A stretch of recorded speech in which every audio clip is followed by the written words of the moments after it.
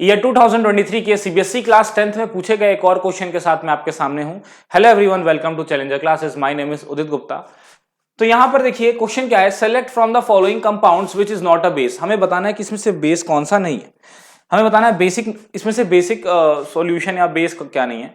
तो देखिए यहां पर अगर हम बात करें तो सबसे पहला ऑप्शन है सोडियम हाइड्रोक्साइड यानी NaOH। दूसरा ऑप्शन है कैल्शियम हाइड्रोक्साइड यानी CaOH का whole twice. Sodium sulphate Na2SO4 और जिंक ऑक्साइड ZnO।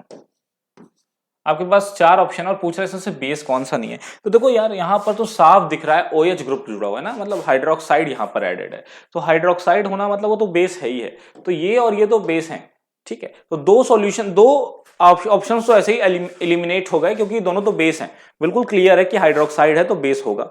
अब सी वाले में आते हैं सोडियम सल्फेट और डी वाले में आते हैं जिंक ऑक्साइड। अब इसमें लड़ाई है कि बताओ इसमें से कौन सा बेस है, तो बचा हुआ बेस नहीं होगा। तो जिंक ऑक्साइड की अगर मैं बात करूं तो जिंक ऑक्साइड एक मेटल ऑक्साइड है। कैसी ऑक्साइड है? मेटल ऑक्साइड है, ठीक है। और मेटल ऑक्साइड का जब हम एसिड से रिएक्शन कराते हैं तो क्या बनाता है?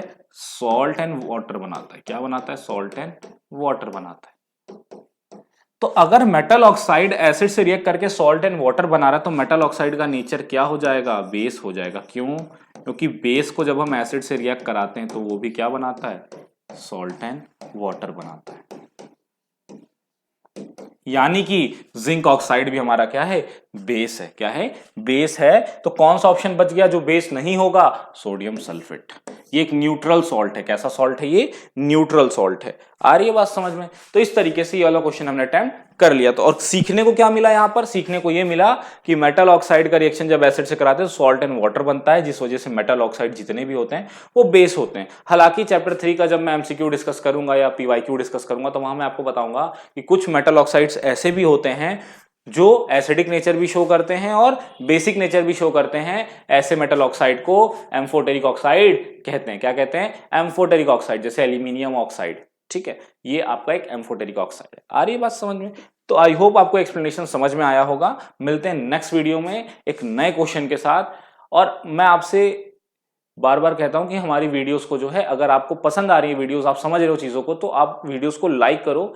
हमें कमेंट में भी बताओ कि आपको और क्या, किस तरीके से आपको चीजों को प्रेजेंट किया जाए या क्या चीजें हैं जो आपको और करानी चाहिए ताकि आपकी प्रिपरेशन और अच्छे से हो जाए। हम उसके लिए भी एफर्ट करेंगे। हमारी वीडियोस को लाइक करिए, चैनल को सब्सक्राइब करिए, अपने दोस्तों को भी शेयर करिए। Thank you.